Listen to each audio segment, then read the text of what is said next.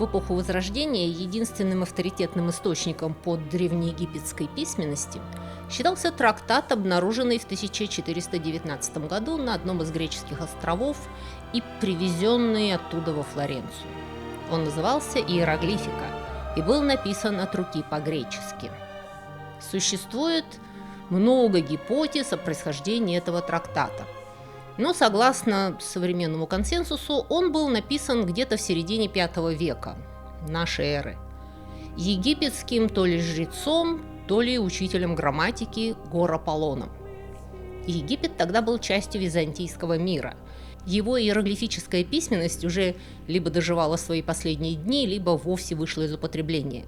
Языком администрации, науки, философии и в целом образованного класса, которому, несомненно, принадлежал Гор Аполлон, был греческий.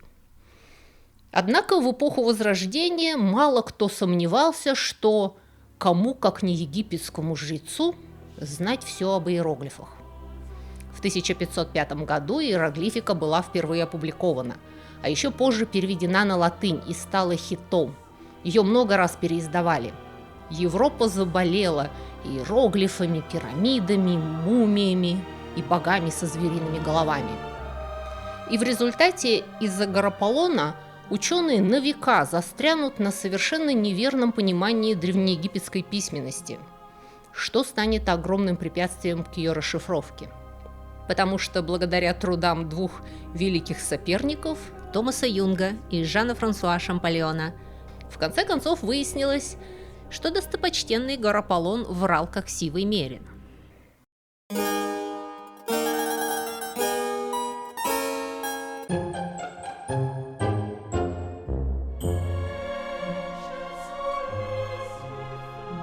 Вот как иероглифика описывает иероглиф «лежащий шакал». И когда они хотят обозначить священного писца или пророка, или бальзамировщика, или селезенку, или обоняние, или смех, или чихание, или правление, или судью, огласите весь список, пожалуйста. Они изображают собаку.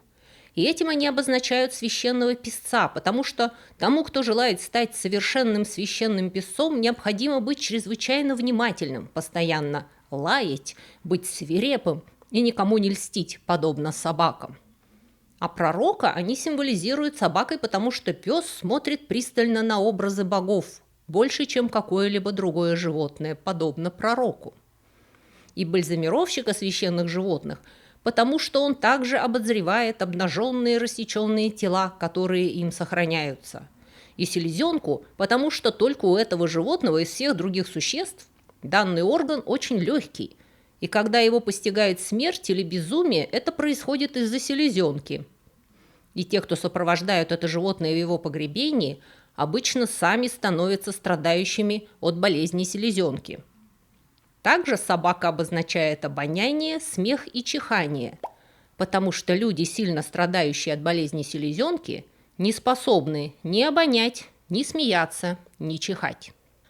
То есть Гор Аполлон утверждал, что иероглифы являлись многозначными понятийными символами, картинками, обозначающими целый ряд вещей.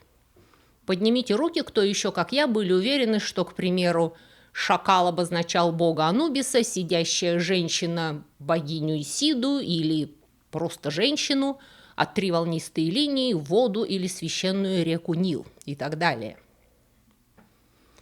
Поздравляю, у нас с вами понимание древнеегипетской письменности на уровне XVI века. Несмотря на то, что вы наверняка слышали про розетский камень и Шампольона. Садитесь поудобнее, сейчас будем развенчивать.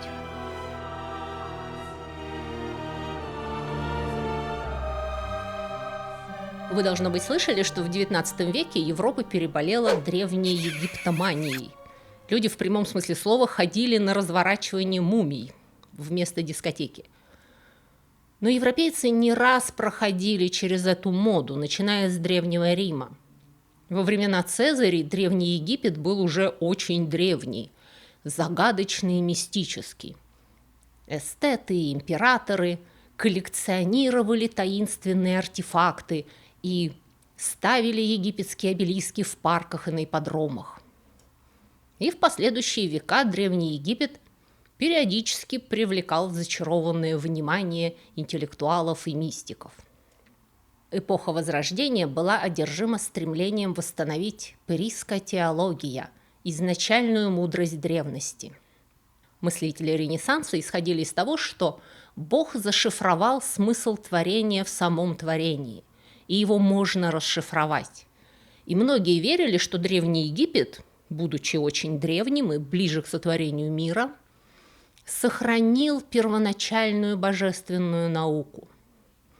С их точки зрения, человечество за тысячелетия пало с изначальной морально-интеллектуальной высоты, утратило близость к Богу, и Господь допустил, чтобы истина на время укрылась под завесой символов и таинственных письмен, чтобы лишь избранные и чистые умом смогли ее вновь открыть.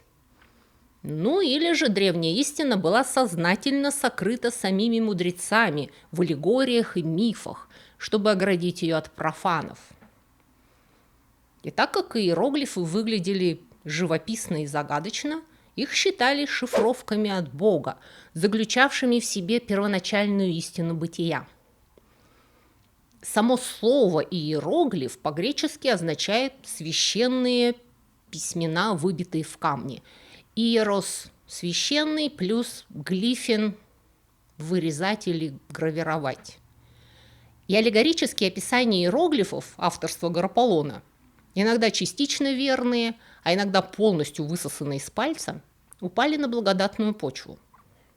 Знаменитая розенкрейцерская алхимическая книга Михаэля Майера «Убегающая Атланта» была насыщена египетскими мотивами. Автор напрямую связывал богов Древнего Египта, таких как Исида и Осирис, с алхимическими процессами, полагая, что в египетских мифах скрыты тайные рецепты преобразования веществ. К примеру, эмблема 44 изображает Исиду, собирающую части тела Осириса, что служило аллегорией алхимика, соединяющего разделенные сущности в процессе великого делания, opus magnum, то есть производство философского камня. Предположение, что древнеегипетский язык мог просто быть языком просто нормальных людей, казалось абсурдом. Нет, это цепь передачи секретной мудрости, и она не прерывалась, а лишь скрылась, чтобы быть вновь восстановленной новыми искателями истины, которые расшифруют божественные шифровки. Кружочек – это солнце или золото, а лежащая собака – это писец, ну или чихание.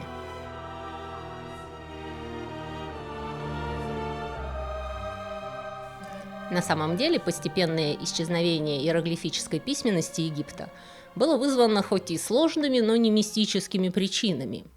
Иероглифика держалась долго, несмотря на серию завоеваний Египта – нубийцами в VIII веке до нашей эры, персами в VI, затем греками под предводительством Александра Македонского в 332 году, все еще до нашей эры.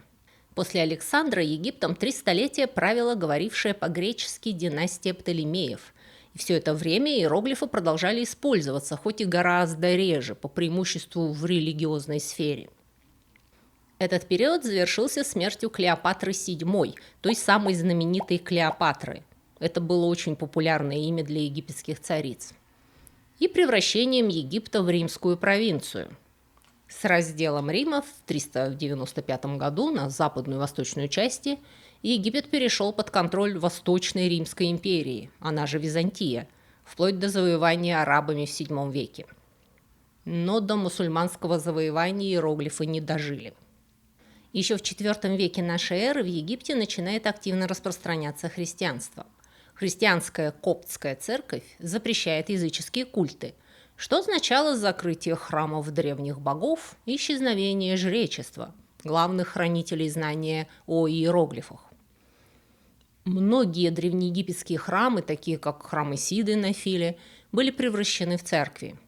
Последние известные иероглифические надписи датируются концом IV века. И после этого все. Знание было утеряно. Письменность, но не язык. Египтяне, принявшие христианство, начали переводить священные писания новой религии на свой язык. Чтобы не было ассоциаций с языческим письмом, Они стали писать по-египетски буквами греческого алфавита. Это письмо называется коптским, тем же термином, что и египетская ветвь христианства. После завоевания Египта арабами коптское письмо и язык стали постепенно утрачивать свое значение, пока, наконец, не были практически полностью вытеснены арабским. Сейчас коптский считается мертвым языком. На нем могут говорить не более 1000 человек, и для всех это второй язык. Но именно коптский, последний автохтонный египетский язык, позволил ученым, в конце концов, расшифровать древнеегипетские иероглифы.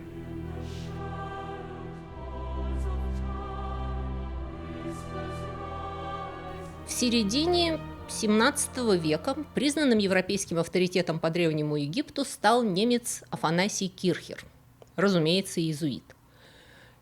Именно благодаря его усилиям был сохранен коптский. Кирхер составил первую в Европе грамматику и словарь коптского языка.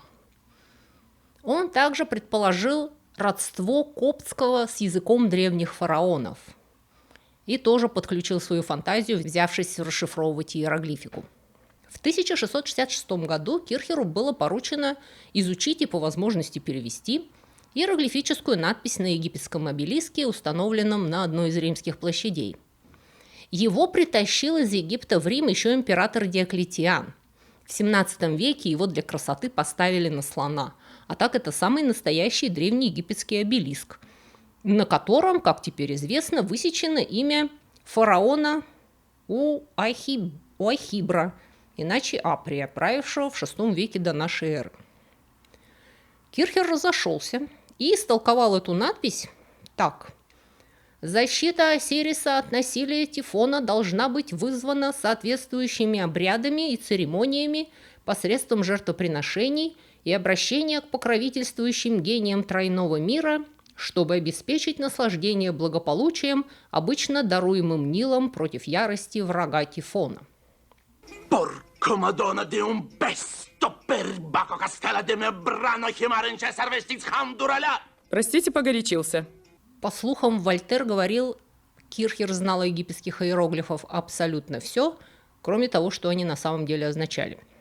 Как и многие до и после него, Кирхер был убежден, что каждый символ означал целое слово или даже предложение, в то время как они составляли нечто вроде ребуса. Сейчас ребусы вышли из моды, поэтому обратимся к золотому теленку, когда журнальные головоломки были на пике моды. Старик Синицкий составляет ребус на слово «индустриализация». Сначала он разделяет слово на части – индус, три, али, за, ция. Каждую из этих частей можно закодировать картинкой, но Синицкий составляет стихотворный ребус. Мой первый слог сидит в челме, он на востоке быть обязан. Второй же слог известен мне, он с цифрою как будто связан. В челме сидит и третий слог, живет он тоже на востоке. Четвертый слог поможет Бог узнать, что это есть предлог. После чего Синицкий, как известно, безнадежно забуксовал, потому что проклятая ция не превращалась ни в какой знак. Вот ция проклятая заедает. Если бы акция... Древнего египтянина это бы не смутило ни капли. Он бы спокойненько записал оставшиеся звуки нормальными буквами. И это древнеегипетская иероглифика. Смесь букв, обозначавших звуки, с картинками, обозначавшими понятия, и еще чем-то на вроде нынешних смайликов, придающими оттенки смысла. Например, если вы напишете «какая классная это ваша заливная рыба», человек примет это за комплимент. Но если добавить в конце, то все поймут, что вы издеваетесь. Если вам интересно, что будет дальше, ставьте лайк и подписывайтесь на мой канал. Я каждую неделю выкладываю новые рассказы об истории культуры, технологий, науки, медицины на YouTube, Бусти и Патреоне, и больше нигде. Загляните вниз в описание, чтобы узнать о моих других проектах.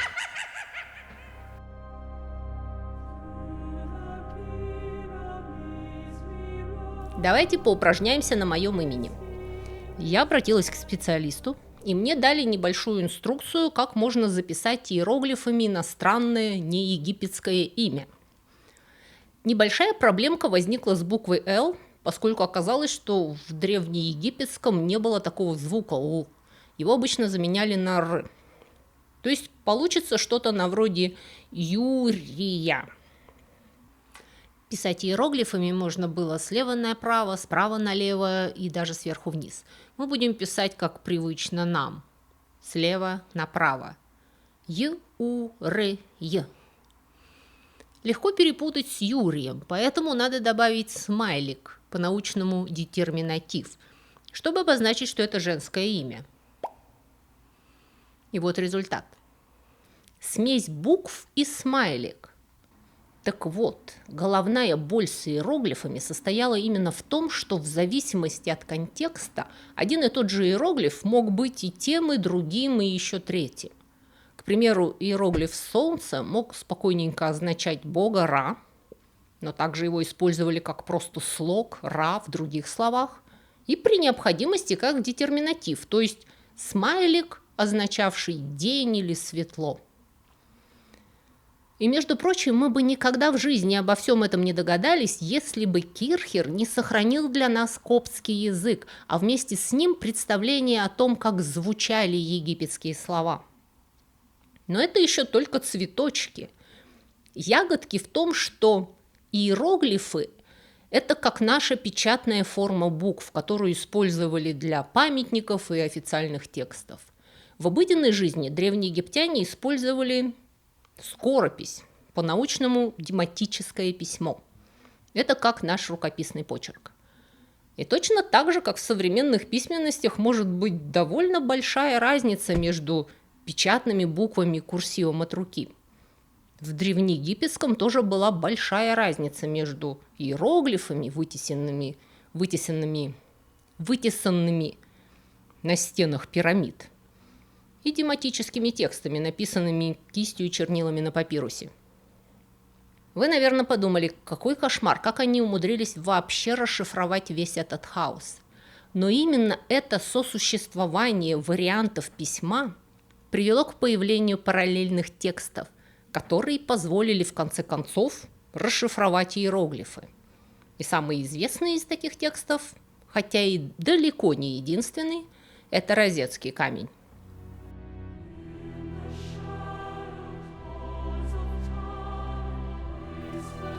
В июле 1799 года отряд военных инженеров армии Наполеона обнаружил при перестройке старого форта в деревне Розетта в дельте Нила здоровенную черную каменюку с 3 надписями, выполненными на разных языках. Сверху шли иероглифы, снизу греческий и посередине еще какие-то закорючки. Офицер, руководивший работами, почувствовал, что это может быть важно, и отправил находку в Каир, где за год до этого по приказу Наполеона был открыт Институт Египта. Греческую надпись прочли сравнительно легко. Текст представлял собой благодарственную надпись, которую в 196 году до нашей эры египетские жрецы адресовали только что вступившему на престол юному Птолемею V Эпифану, фараону из династии Птолемеев. В тексте говорилось, что фараон проявил милосердие к жрецам и народу, простил часть налогов и долгов, освободил некоторые храмы от податей, щедро жертвовал богам и заботился о благосостоянии страны. В благодарность жреческая коллегия постановила возвеличить его культ, поставить в храмах его статуи, отмечать праздники в его честь и воздвигнуть стелы с этим указом по всей стране. И в самом конце говорилось: этот декрет должен быть высечен на стеле из твердого камня священными, то есть иероглифическими, народными, то есть дематическими, и греческими письменами, и установлен в каждом из храмов 1, 2 и 3 категории рядом с образом вечно живого царя. Иными словами, 3 надписи – иероглифическая, дематическая и греческая – были равнозначны по смыслу, хотя и не обязательно представляли собой дословные переводы друг друга. Значение этой находки для расшифровки древнеегипетского было огромно и было осознано сразу. Копии надписей были сделаны и отправлены в Париж в 1800 году, но сам камень был захвачен британской армией в 1801 и отправлен в Лондон, где он с тех пор и хранится в Британском музее. Так как иероглифическая часть розетского камня была сильно повреждена, исследователи сначала сосредоточились на дематическом тексте, почти полностью сохранившемся.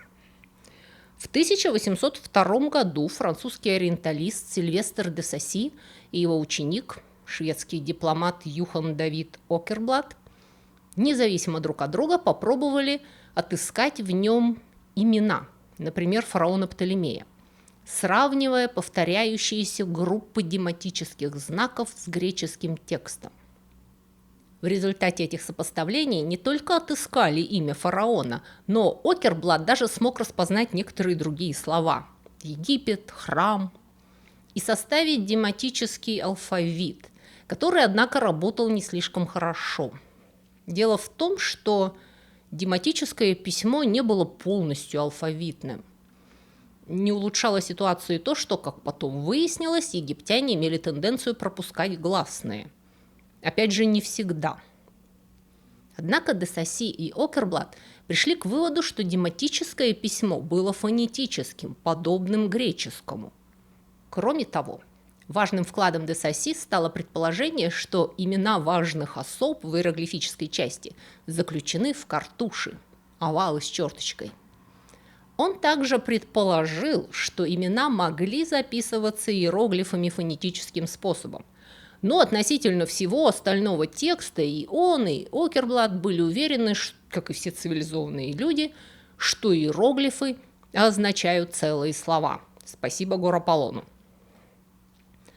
И все же мысль о том, что, по крайней мере, в каких-то случаях иероглифы могут выполнять роль букв, образовала трещину в многовековой стене убеждения, что иероглифы используются только как понятие. За эту идею ухватится Томас Юнг.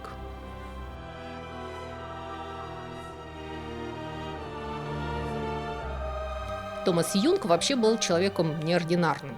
Его называли последним человеком, который знал все. Он был практикующим врачом, но инженеры знают его по модулю Юнга, характеризующему эластичность материала, физики знают его по волновой теории света. Он также ввел понятие поверхностного натяжения, и теперь его имя входит в название уравнения капиллярности Юнга-Лапласа. Офтальмологи знают его по открытию астигматизма. И если вы когда-либо слышали об индоевропейской группе языков, то этот термин был введен Томасом Юнгом. И помимо всего этого, Юнг стал одним из тех, кто начал расшифровку египетских иероглифов. Потому что нет, Жан-Франсуа Шампольон не был первым и единственным, кто раскрыл тайну иероглифов, как мы были убеждены с детского сада. Томас Юнг стал первым, кто применил строгий научный метод и начал систематически сопоставлять 3 текста розетского камня. Именно он заметил, что дематическое письмо на деле является курсивной формой иероглифов. Он убедительно показал, что картуши заключают в себе царские имена, и предпринял первую удачную попытку фонетической расшифровки, восстановив имя Птолемей. Вот как оно написано, справа налево. Видите, у Птолемея такие же 2 метелки-камыша, как в моем имени, звук «й», Юлия, Птолемейос. Так, а почему у меня буква «Л» в виде какого-то блина, а у него в виде льва? Потому что в эллинистическую эпоху они начали использовать льва для передачи греческого «Л». Как интересно. Кроме того, Юнг сумел разобраться в числах и понял, что множественное число образуется повторением знака трижды или добавлением 3 черточек после него или перед ним. Но, несмотря на эти открытия, вклад Юнга остался ограниченным. Его фундаментальная ошибка заключалась в том, что он, жертва классического образования, был уверен, фонетический принцип египтяне применяли лишь для записи иностранных имен. Решающий концептуальный прорыв в расшифровке иероглифов совершит таки Жан-Франсуа Шампольон.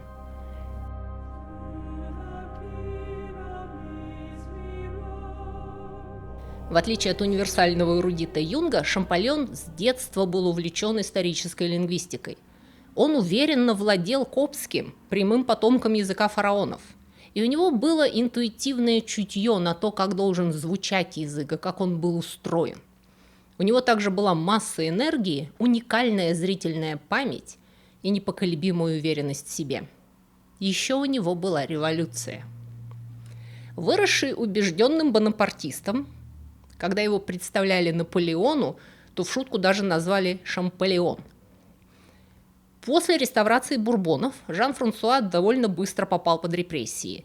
Его всячески зажимали, не хотели публиковать, уволили с поста доцента в Гренобльском университете и вынудили прозябать в провинции. Однажды он писал брату, что в буквальном смысле ходит сан-кюлот.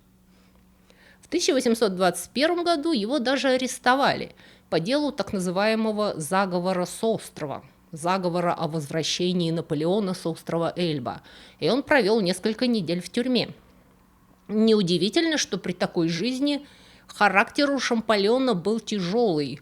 Он взрывался с полоборота, не терпел критики и не стеснялся в выражениях. Сообщаю вам также, что Шампольон, скорее всего, ни разу не видел розетский камень в реальной жизни. Он собирался съездить в Лондон, но похоже, что не смог. Единственным сохранившимся его комментарием об этой поездке было «англичане-варвары». Как и большинство египтологов того времени, он работал по имевшимся хорошим копиям розетской надписи. Но самое важное, о чем часто забывают упомянуть, он использовал не только тексты розетского камня, он сопоставлял их с другими древнеегипетскими текстами, потому что на розетском камне сохранилась примерно треть иероглифической надписи, и этого было недостаточно. А для начала он установил, какой части греческой надписи соответствуют оставшиеся иероглифы, после чего он пересчитал их и сравнил их число с соответствующим куском греческого текста. Оказалось, что 486 греческим словам соответствует 1419 иероглифов, что означало, иероглифы не могли означать целые слова. Значительная часть из них должна была быть буквами или хотя бы слогами. Опираясь на расшифровку имени Птолемей, сделанную Юнгом, Шампольон изучил литографию с лондонского обелиска, на котором тоже имелось имя Птолемей. Это другой Птолемей из той же династии. И он предположил, что парное Птолемею имя в Картушиной обелиске может обозначать Клеопатру. Он подставил уже известные по имени Птолемея иероглифы в имя царицы и прочитал Клеопатра. И он проверил это по дематическим текстам, содержавшим оба имени. В результате из двух имен Шампольон получил 12 иероглифов, соответствующих 10 буквам греческого алфавита.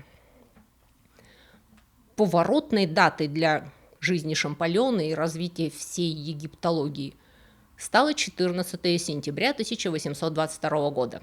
В тот день он получил зарисовки из Абу-Симбела, сделанные его приятелем Гюйо. Обнаружив на рисунке неизвестное имя фараона в картуше, Шампольон попытался его прочитать. Солнечный диск он интерпретировал как Ра, а остальные знаки были ему уже известны, и получилось имя Рамзес. Не поверив самому себе, он взял другую иллюстрацию с картуша. Там присутствовали те же знаки, что в имени Рамзеса, кроме первого, изображавшего ибиса. В коптском языке это слово звучало как «тот». Получалось имя Тутмос. И Рамзес, и Тутмос были известны по истории Египта Манифона, историка, жившего в III веке до нашей эры, при дворе Птолемея II и писавшего по-гречески. И Шампольон впервые прочел их имена иероглифами.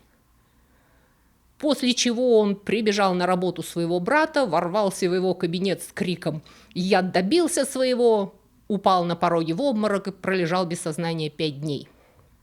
Это, конечно, легенда, хотя Шампольон действительно к тому времени так расстроил свое здоровье упорным трудом и постоянными политическими и научными конфликтами, что периодически терял сознание от страшных головных болей. 27 сентября 1822 года он выступил в Академии изящной словесности, озвучив свое письмо господину Дасье, в котором изложил свое открытие. Это было официальное объявление о том, что египетские иероглифы больше не тайна. Открытие Шампольона стало сенсацией общеевропейского масштаба. Король Людовик XVIII подарил месье Шампольону золотую табакерку. После этого его пригласили работать в Национальную библиотеку, а потом и в Лувр. А в 1828-29 годах он возглавит экспедицию в Египет, где уже будет читать иероглифы прямо с камня. Англичане были в ярости, что француз даже не упомянул заслуги Юнга в расшифровке иероглифов. Хотя Шампольон переписывался с Юнгом еще с начала своей карьеры и, безусловно, знал его идеи. А первоначально Шампольон, как и все, был уверен, что иероглифы – это символы. Но Шампольон заявил, что идеи были его и что Юнг и просто их присвоил. Де Сасси, своего бывшего покровителя и ментора, он назвал предателем за то, что тот еще в 1815 году написал обескураженному Юнгу письмо, где рекомендовал не делиться Шампольоном информацией. Если я осмелюсь дать вам совет, то порекомендую не быть слишком откровенным в отношении ваших открытий с господином Шампольоном. Может случиться так, что впоследствии он станет претендовать на приоритет. Позвольте добавить, у меня есть очень веские основания так думать. Завязался многолетний спор о приоритете, который продолжается по сей день. Хотя Шампольон явно победил в представлениях широких масс, я уверена, что большинство из вас до сегодняшнего дня ничего не слышали о Юнге, де Сасси и Окербладе. Но специалисты по-прежнему разделены. Те, кто болеет за команду англичан, считают, что без Юнга, который предложил главную концепцию перевода, Шампольон так и остался бы никому неизвестным библиотекарем. Те же, кто, наоборот, болеет за французов, считают, что Шампольон был гений-революционер, который придумал то, о чем никто не мог даже помыслить, а про Юнга помнят только физики. Личное соперничество двух гениев было значительно подпитано ущемленной национальной гордостью.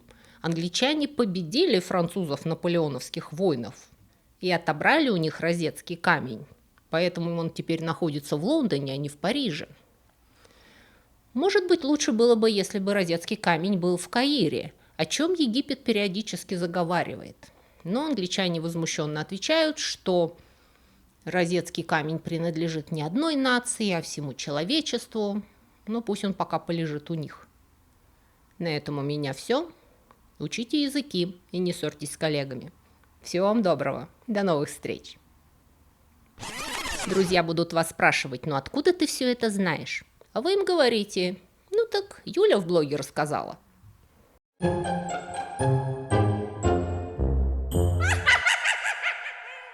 Друзья мои, если вы хотели бы больше и чаще узнавать интересные, забавные и шокирующие факты, касающиеся истории и культуры, и особенно истории бескультурья, то вы можете подписаться на мой блог на Бусти или на Патреоне.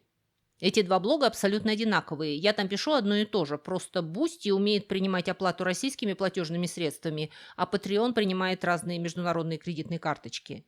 На этих блогах я почти каждый день публикую занимательные рассказы с картинками. Это на первом уровне подписки. На втором же уровне вы также получите доступ к дополнительным коротким видео на темы, которые в YouTube не опубликуешь, и к полным вариантам некоторых еженедельных видео, опять же, с такими подробностями истории бескультурья, которые не подходят для широкой аудитории. Оставляю на ваше решение, смотреть их или не смотреть в компании детей и внуков. Опять же, если вам не нравится вся эта реклама, которую в вашей стране вставляет в мои видео YouTube, то это еще одна причина подписаться на блоги, потому что там я размещаю субботние видео без рекламы и на 15 минут раньше. И последнее, но не по важности, причина подписаться на мой блог – вы тем самым поддерживаете этот канал и даете мне возможность все мое рабочее время посвящать вам. Приходите ко мне на Бусти или на Patreon, у нас там собирается замечательная душевная компания настоящих бескультурников. Ты что тут делаешь? Чай пью? А на сегодня у меня все. Всего вам доброго и до скорых встреч!